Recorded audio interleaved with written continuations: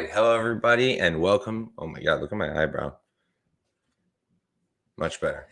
And welcome to another episode of the Couch Warrior podcast. I'm your host, Mike, and today we're doing Mike's bets. We're just going to go over my bets for UFC Paris. We're going to do it real quick because I'm going live in less than half an hour to break down next week's Dana White's Contender Series fights. So make sure to tune in there, 4 p.m. Eastern time. So I'm going to try to run through this quick, go through all my money line plays, my props, my parlays. We got Tapaccio Combate in the chat. Let's compare. Always down, man. I love trading comments with you guys. Feel free to say what you're on, disagree with me. That's what this is all about. It's way more fun that way. If we all just agreed, this would be mad boring. So definitely let me know if you disagree anywhere. And we'll dive right into it. Get out of here. I forgot my laundry downstairs, so I have to go do that after this. But all right, let's break down these bets. So for my money line picks, we've got Roman Kopylov. I played him for a unit at plus 100. By the way, if you're watching this show for the first time, I'm not going to break these down in depth. I'm going to do this for less than 10 minutes, probably just go through the bets quick and a quick explanation. If you want the whole in-depth breakdowns, make sure to tune in to my stream from, what was it? I'm like losing track of the days. From Wednesday. So 2 days ago, I went live with John Kelly. It was an awesome show. We broke down the fights in depth. It was an hour long. So if you want the more in-depth picks, make sure to check that out. But yeah, so Roman Kopylov is my first play. Money line, 1 unit. I played him at plus 100. He's currently sitting at minus 110 pretty much across the board. You know, at this point, I probably wouldn't play it. I know the difference seems minuscule. If you really like Kopylov, I think you could still play him. I just think he's the better striker. I don't think that DeChirico is going to be able to take him down. I'd be surprised if he can take him down. I'd be surprised if he can hold him down. I really don't think he's going to. Duraev went, I think, 1 out of 9 on takedowns. So my man Pat in the chat, let's go, Pat. If you guys don't already follow him, make sure to subscribe to his YouTube channel. Make sure to follow him on Twitter. The guy's a killer. So make sure to do that. But back to the picks. So that's the first money line play. That's Kopylov. Then I played Jarno Aarons for plus 180 for 1 unit. I just think that, look, he's going to be the better striker here. Gomez is quite sloppy on the feet. Aarons is god-awful with his takedown defense. So Gomez is going to be very live to grind him out. But I think he's going to have a hard time holding him down. And it's always nice to see a guy who's a kickboxer in Aarons who also has a ton of submissions. I don't have my note up. I think it's 6 to 8 subs he has on his record. No, I'm wrong. I think it's 5. So 5 subs for a guy who's a kickboxer. That's something you'd like to see. And, at the end of the day, yes, Gomez could wrestle, but it's not really his thing. He also prefers to strike. So he can make mistakes as well. Aarons can capitalize. His back take is super clean. His body triangle is really, really tough to get out of. So I do like Aarons here. At plus 185 is what I got him. I like that quite a bit. And now you can still get him, what is it? You can get plus 190 and it's growing. So you can maybe even wait till tomorrow. Let's see. So Tapaccio saying 50-50 fight. So he's talking about the Kopylov fight. Yeah, I can't blame anyone for being on either side. I do agree that it's probably 50-50. So that's why I only played it for a unit. Got him at dog money, so I liked that. But moving right along, I like this play quite a bit. I know it's been the Twitter split, but I played Charles Jourdain for 2 units at minus 135. I think people are underestimating the size difference that Wood is going to have with a lot of featherweights. I don't think that Wood made the right move moving up. I think he should go back down to bantamweight. He actually said it himself in an interview recently that going back down there isn't out of the question. I think he's really fast. Yeah, he looked amazing against Charles Rosa, but it's also Charles Rosa who is a punching bag on the feet. Like, he was getting beat up by Justin James on the feet. So you got to take that with a grain of salt. Jourdain's not going to be as easy. Jourdain starts slow, usually gives up the first round. I get it. But I think he's going to be the bigger, stronger guy. I think his striking is going to be on par. I don't think Wood's going to find a lot of grappling success here. So I do like Jourdain. Played him for minus, 135, 2 units. And we'll move right along. All right. So this next fight, I played Abu Magomedov versus Stoltzfus. I played Abu for minus 265, 2.65 units. I wanted to have some money on him, money line, but I do have him parlayed a bunch as well. This is easy. I just think he's covering Stoltzfus everywhere. It's that simple. So that's why he's my pick. Then I played Faraziem at plus 160 for 1 unit. I just think that look, I'm not a Faraziem guy. I've never backed him before, I don't think. I backed Terrence Kinney against him. I backed Malarkey against him. I don't remember about the fight before that, but I do know that I don't like backing him. He's too low output for a guy who's a really good striker. So normally I wouldn't do it. I think the guys who play Figlak at minus 110 are pretty slick. That's a great play. But at this point, plus 160, I saw him for plus 190 yesterday, plus 180.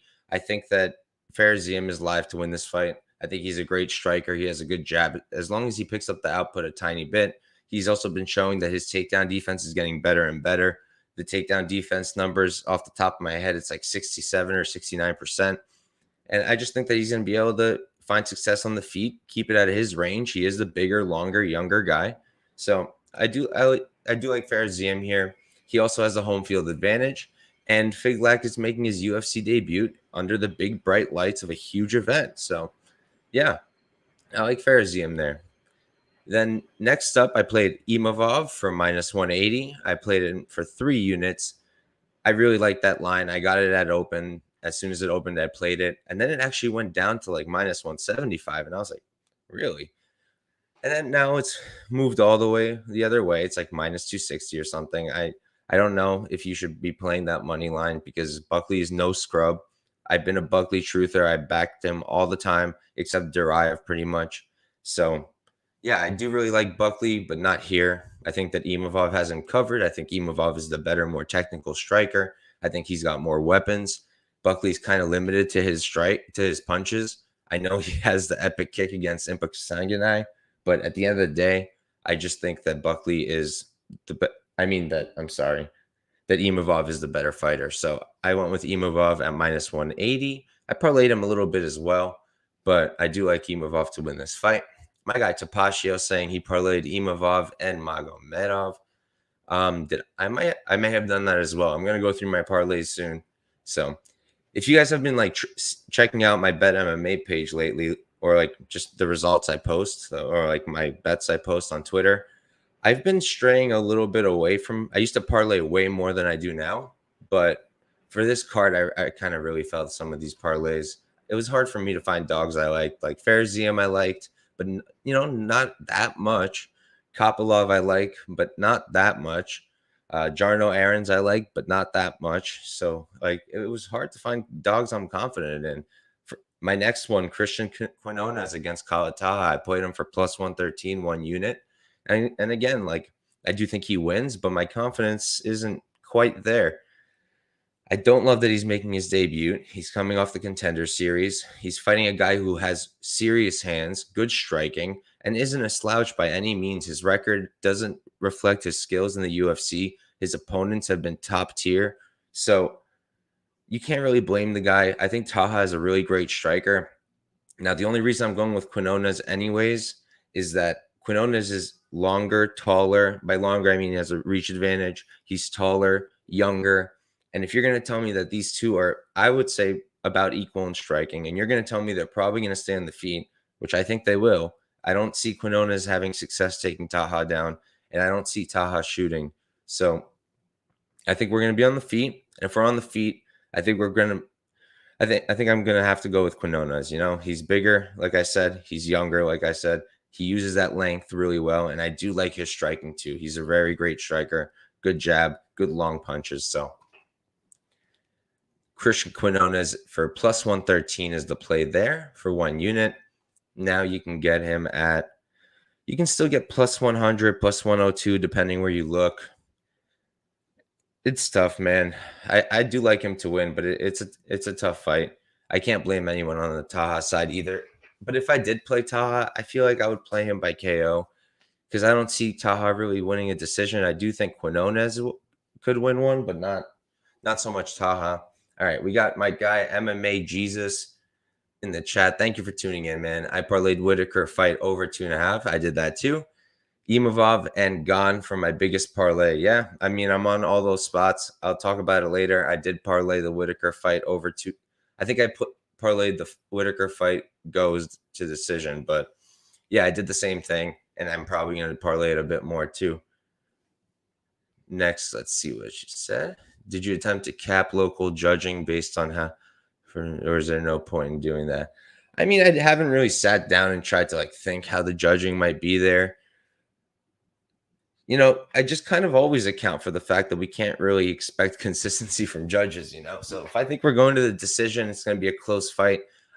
I'm going to either tend to be on the dog or I'm going to be very careful with how I play it because, yeah, it can get crazy. We've seen a lot of crazy stuff this year. The Collier decision, I saw somebody talking about that the other day. I cashed Arlovsky there. Felt terrible. But like, what am I gonna do? Like, give the money I won to somebody who lost their bet? Like, it wouldn't be much. So, yeah, I mean, it's tough to gauge how judging is gonna be. So, you always want to pick someone who can finish. Not necessarily someone who's gonna sell out, but it's always better to pick a finisher just for that reason. But let's see, Tapatio. I took Quinona's money line, but have Taha in a round robin in case he finishes. Yeah, I think it's live too. Definitely agree with you there, man. But let's move right along. So I have only one other money line play. I mean, technically, I have Cyril Gane money line 2 units at minus 490, but that wasn't by design. He was parlayed with Taylor Lapilus, which the fight got canceled. So now it's just a money line play, Cyril Gane minus 490. And then, I mean, I don't really have to break that down. You guys know what's up is for that fight. And then Santini also, I have him for 2 units now money line for the same reason. I did play a money line minus 210 for a unit, and then I played, this was before, and then I parlayed him for 1 unit with Taylor Lapilus, which again got canceled. So now it's another unit minus 210. And then I parlayed him minus 210 with Cyril Gane. That's my first parlay. That was 2 units at minus 134. All right. And then we'll move on to the rest of the parlays and props. So I played Cyril Gane inside the distance. I played that at minus 160, 1.6 units. I mentioned this on my shows on my show on Wednesday. And then I was also with Pat on his channel. Make sure to check that video out as well, Addicted to Combat on YouTube. So I was saying, like, I think that Cyril Gane's going to come in here with a chip on his shoulder, like he was winning that fight against Ngannou, and then he made stupid decisions and lost that fight. And Ngannou really, turned it up and showed up and was a true champion and won that fight. And Cyril Gane, I think he's going to come back with a chip on his shoulder. I think he's going to come in here and he's going to look for a finish, and he's got 5 rounds to do it. And even if he doesn't want to look for that finish, Ty's not going to give him a choice. Ty's just going to go for it. Like, Ty's do or die. He has been every single time. The Greg Hardy fight, Ty got wobbled, and then he still knocked him out. In the Derek Lewis fight, like, Ty was pushing that exchange that led to that knockout. Ty, he's not going to give him a safe fight. He's not going to be like a Jairzinho Rosenstruck who's just going to kind of stand there in front of Cyril Gane while Cyril Gane just taps his legs all day. I don't think that's really going to be a thing, but I am on Gane inside the distance. He's got 5 rounds to work. I think he's going to find the finish. And going off of that, I did play him by submission for plus 420. Just played it for a quarter unit. I think you can now get a better price on FanDuel. I know I was talking to, I forgot who it was. I think John Kelly, and he said that he got like a way better price on that sub on FanDuel. So if you got that, good stuff. But I do like the Cyril Gane sub. I understand that it's not the most likely outcome, but I think that it is something he can do. Ty got subbed by, who was it? I think it was Tybura.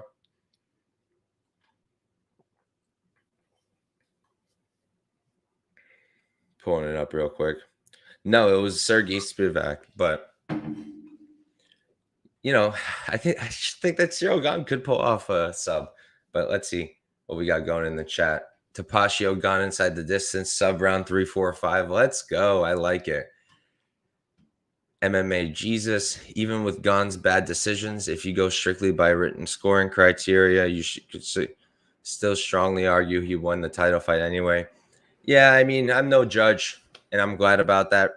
It would be a cool job maybe one day. I've looked into it, but it's like so much politics involved also.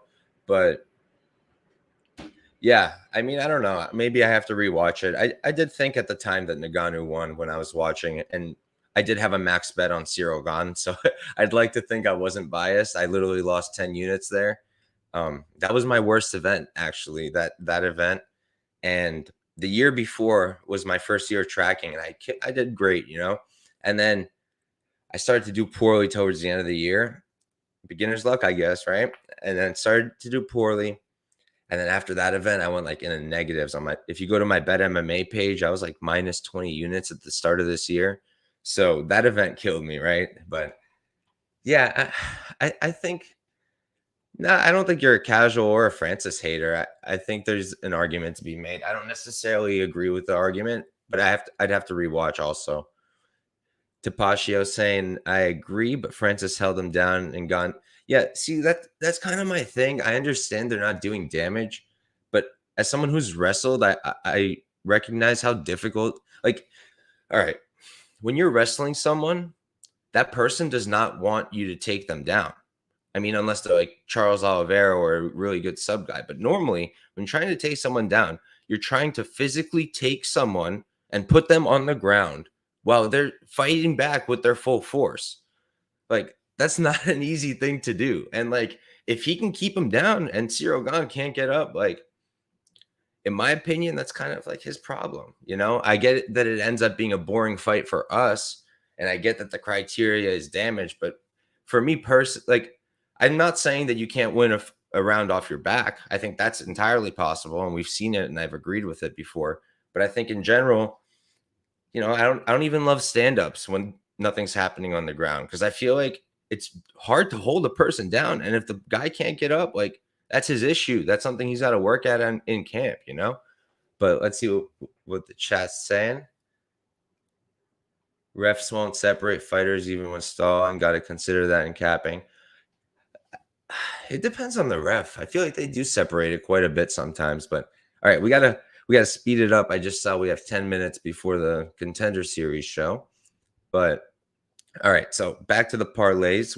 What do we have next? All right, I parlayed Magomedov and Santini. Magomedov, I got at minus 260 at the time. Santini, 260 at the time.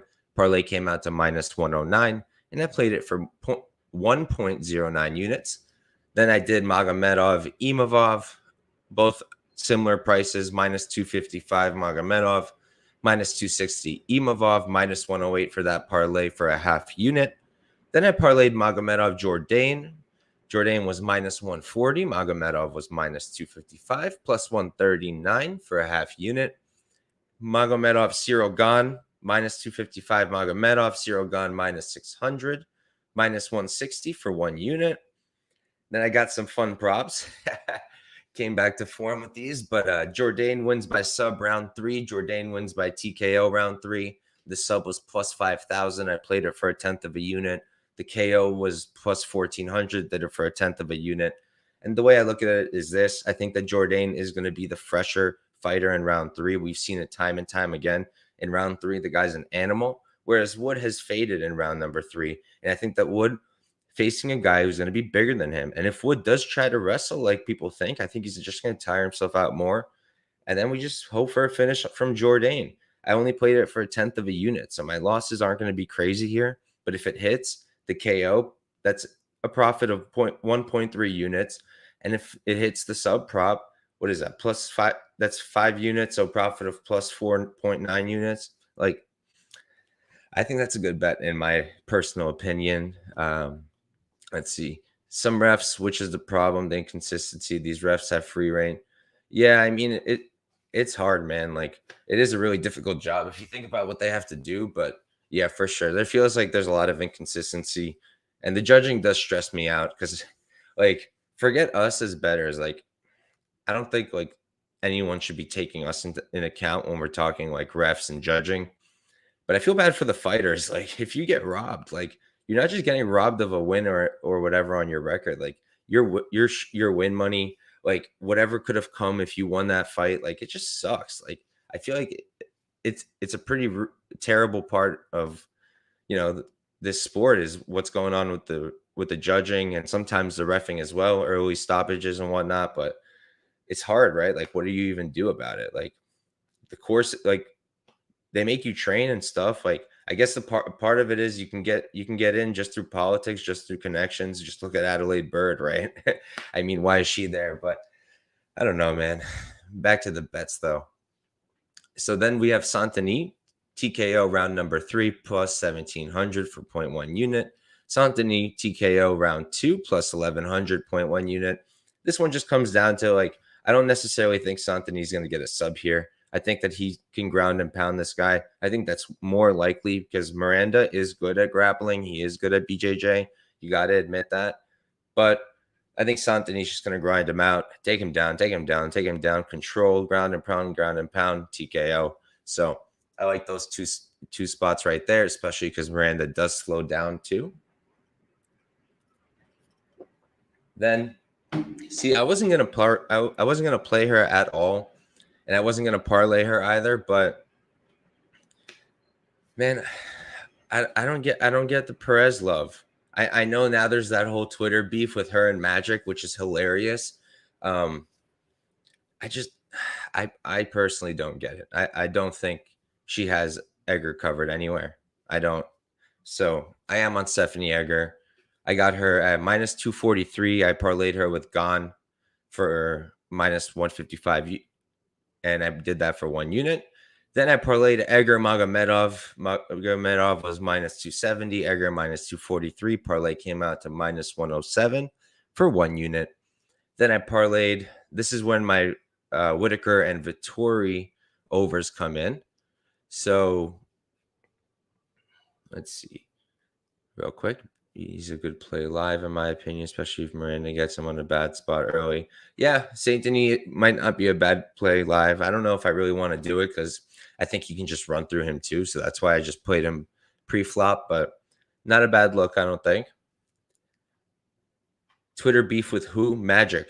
If you don't follow him, he's a funny character on Twitter. I like the guy, but the beef, he just like posted like a meme, like just a funny meme, and like she didn't like it. And it was a funny beef. I don't know. I think they both took it lightly though. I don't think it's that serious. But moving on anyways. So my next parlay, this is when the Whitaker Vettori fight comes in handy. I did that fight goes to decision for minus 250, parlayed that with Egger minus 245 for a half unit at minus 103. Then I parlayed that same prop with Magomedov, came out to minus 111. That's just a quarter unit play. And then I did that same prop with Saint-Denis, minus 112 for another quarter unit.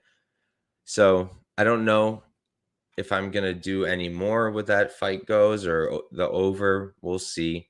But for now, that's my slate. That's all I got. Let's see real quick one more time.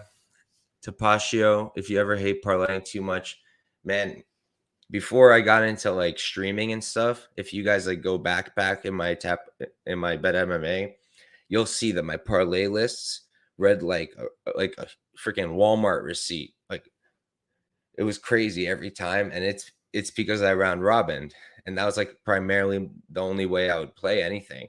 I would round robin my favorites, my underdogs. Sometimes I would just do like 8-piece round robin and then a 4-piece, 5-piece. It was one of my favorite things to do. I still round robin sometimes. It just really depends.